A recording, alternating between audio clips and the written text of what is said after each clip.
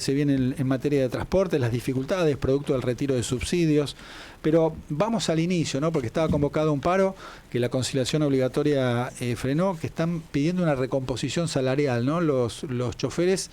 ¿Cuál es la respuesta, por lo menos, de los empresarios del transporte?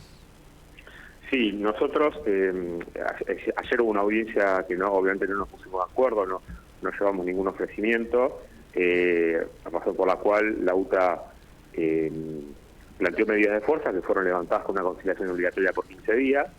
En el mismo día de ayer, en el boletín oficial, se publicó la nueva estructura de costos que determina los ingresos que necesitan los operadores, en donde hay algunas novedades, como por ejemplo la mayor participación de la Ciudad de Buenos Aires, que se hace cargo de todos sus subsidios en función del pacto que hubo el mes de septiembre entre el presidente y el jefe de gobierno, pero también está la reducción de los servicios de la Nación, ¿no? Que en octubre, por ejemplo, proyecta poner bastante menos subsidios que los que puso en el mes de junio. Entonces, hay una reducción en los subsidios de la Nación, hay un mayor incremento en el subsidio de la ciudad, y la provincia prácticamente sigue con los mismos niveles, con lo cual el subsidio que se va a cobrar promedio, ¿no? Entre julio y octubre, cuando uno ve el número promedio de julio a octubre, es el mismo dinero que se pagó en junio, como que prácticamente el subsidio sigue constante en términos nominales, pero licuándose por efecto de la inflación. Y cuando uno suma tarifas y subsidios, en realidad hay un 11% más nominal en octubre respecto a junio, es una cifra muy por debajo de la inflación, con lo cual a eso se agrega el pedido de UTA de un ajuste salarial de cerca del 30%, porque llevar el salario básico de 1.060.000 en julio a 1.320.000 pesos en diciembre. Entonces, cuando uno ve todos estos números, se hace inviable, digamos. Eso quería ver. A ver, para bajarlo a tierra, está claro que esto genera un conflicto con los choferes que, digamos, ante el mismo subsidio de meses anteriores, con una inflación, sí, que si bien se ha reducido, sigue digamos, su curso y sigue incrementando costos. La pregunta es, y insisto, ¿no? Bajando la tierra, ¿cuál es el impacto que tiene esto concretamente? Uno es las dificultades de incrementar los salarios de los choferes, que es parte del conflicto que estamos viendo por estas horas.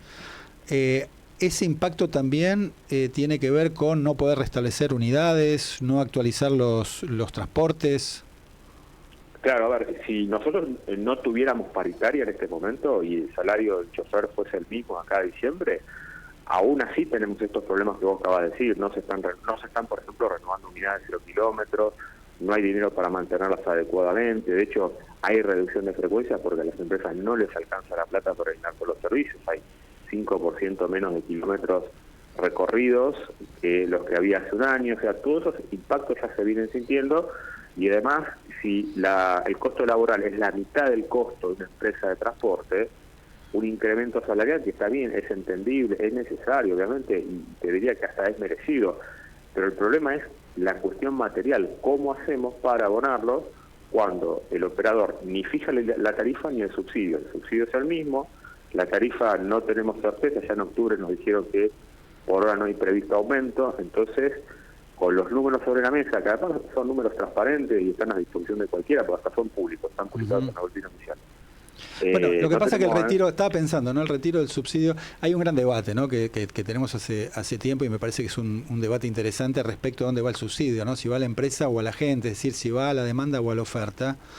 Y creo que es un debate necesario. Hay gente que por ahí no necesita el subsidio y paga el transporte público y lo puede afrontar decididamente, sin ningún inconveniente, y por supuesto hay mucha gente en un país con 50% de pobres que necesita algún tipo de subsidio. Ahora, si el Estado retira el subsidio, ¿sí? O lo acota o no lo incrementa pese a la inflación, evidentemente generan estas dificultades.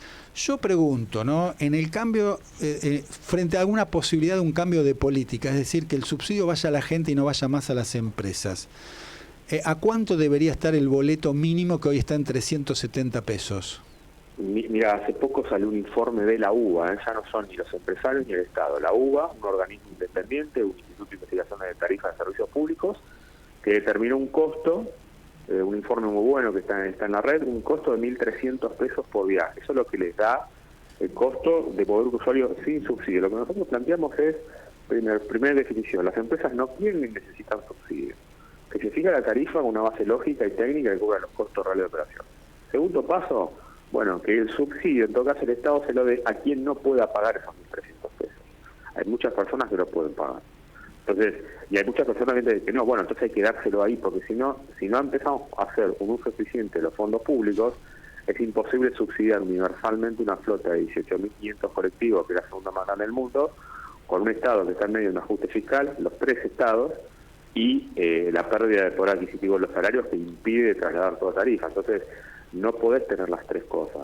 Tarifa barata, pocos subsidios y muchos colectivos circulando. O sea, queremos que eso pase y no va a pasar. Entonces, necesitamos que se componga una serie de medidas. En primer lugar, sincerar la tarifa.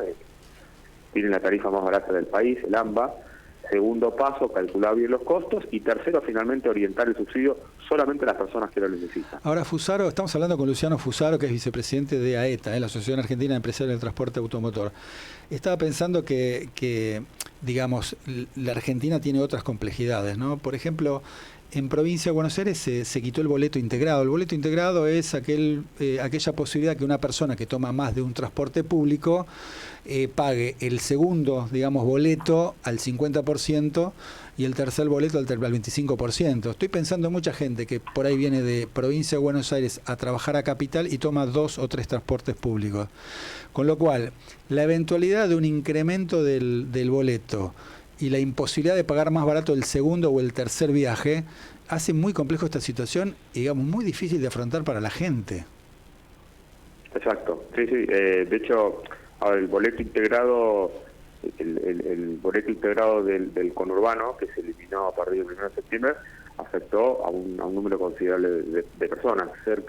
Eso implicó que un 25% de los usuarios aproximadamente que tenían boleto integrado en la línea del conurbano ya no lo tienen más. O sea, es entendible, en el AMBA sí, hay muchos lugares donde hay varios transbordos, ¿no? Medios de transporte, pero en definitiva estamos hablando de un juego de restricciones, ¿no? Al retirar beneficios, subsidios, después queda la pregunta, bueno, ¿quién paga esto? No, y estoy pensando que los sectores más vulnerables, digamos, el gasto de transporte es uno de los gastos más importantes con la alimentación de sus ingresos, ¿no? Si básicamente gastan en eso. Estaba pensando en eso, ¿no? Y hay otro problema además, que es el siguiente. El AMBA es una zona donde vive más de un tercio de la Argentina y está cerca de la mitad del PBI se produce en el AMBA. Muchos trabajadores tenían una amplitud de oferta laboral por la posibilidad de desplazarse de un área muy poblada con 2 o 3 medios de transporte a un costo relativamente bajo. Eso le da la posibilidad de acceder a muchas más posibilidades a través del desplazamiento. Ahora, si el transporte o se vuelve más caro o se vuelve más ineficiente también porque las frecuencias empeoran y hay menos colectivos, hay que esperar más tiempo, se le restringe a muchas personas, sobre todo los sectores más vulnerables, acceder a esas fuentes de trabajo. Porque, por ejemplo, quien tiene que tomar una changa y no tiene colectivo porque ya no está más en su servicio, porque se reducen las frecuencias, y tiene que tomar otro medio de transporte que es más lento, más caro, ya no le conviene tomar esa changa. Sí, claro. No es solamente el costo. Entonces, esto tiene un impacto derivado de otras actividades económicas, sobre todo en sectores más vulnerables, que tienen también su correlato social. Por eso es importante que no desatendamos...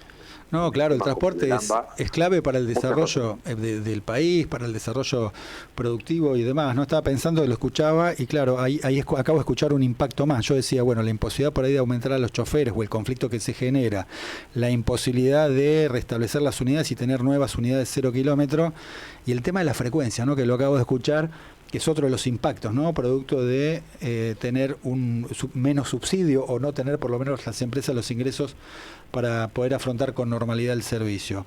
Le hago 2 preguntitas más. Se ha incorporado, no sé a cuántas unidades, la posibilidad de pagar con celular, ¿sí? ¿Correcto? Ya no solo con SUBE. Pregunto, ¿pagar de esta manera es pagar el mismo valor que la SUBE registrada? Porque recordemos que yo dije 370 pesos el boleto mínimo, pero si es con SUBE registrada, si no es registrada son 590 pesos. Si yo pago con celular, no sé en cuántas unidades tendrán esto, el otro día leí que alguna tenía, ¿sale lo mismo el boleto? Sí, el cuadro tarifario es siempre el mismo. El despliegue, esos casos que vos mencionás que pagan con celular son los que tienen SUBE digital, que son los celulares Android, básicamente, que son la mayoría de los que usan los usuarios de colectivos, que pueden utilizar la SUBE digital y pagar de esa manera. Lo que va a ocurrir además, pero esto todavía falta, yo creo que por lo menos falta un año, me animaría a decir, es la posibilidad de que accedan con otros medios de pago, billeteras virtuales, débito, crédito, etcétera. Esa posibilidad también va a estar en los colectivos del AMBA, pero siempre con el mismo poder tarifario. ¿Y el boleto, el boleto integrado en Capital también lo mantienen o no, pagando de esa manera? Sí, pero el caso va a ser el siguiente, por lo menos esto nos han dicho, por ejemplo, el jubilado que tiene descuento por atributo social, en una primera instancia por lo menos lo va a tener solo si usa la SUBE, porque la SUBE va a seguir estando. Bien. Y los descuentos especiales van a estar derivados a través de la SUBE. Ahora, el que no quiere el descuento de jubilado o el boleto integrado, creo que va a poder pagar con cualquier cosa, pero siempre la tarifa oficial, la tarifa regular, que es los 370 pesos el mínimo. Bien, y hago la última pregunta que tiene que ver con un tema de seguridad, que siempre aparece esta discusión cada vez que hay un incidente o incluso un asesinato, ¿no?, de algún chofer de colectivo en algún lugar, tanto de la ciudad de Buenos Aires como de otro lugar del país. Se habla siempre de la incorporación de cámaras dentro de las unidades. ¿Esto está regulado? ¿Avanza? ¿No avanza? ¿Es tan costoso que no se puede hacer? ¿Qué es lo que pasa con ese tema? Sí, mira, de hecho, hace poco hubo un incidente lamentable de un delincuente que se sube a una unidad y apuñala a un chofer, y bueno, de hecho salieron las imágenes en televisión. Eso fue registrado a través de una cámara que está sobre una unidad. Es verdad que la crisis, imagínate, las empresas apenas pueden comprar el gasoil, mucho más difícil mantener las unidades en ese contexto, poner las cámaras de vigilancia donde vale más de $2.000 cada una, y también es complejo.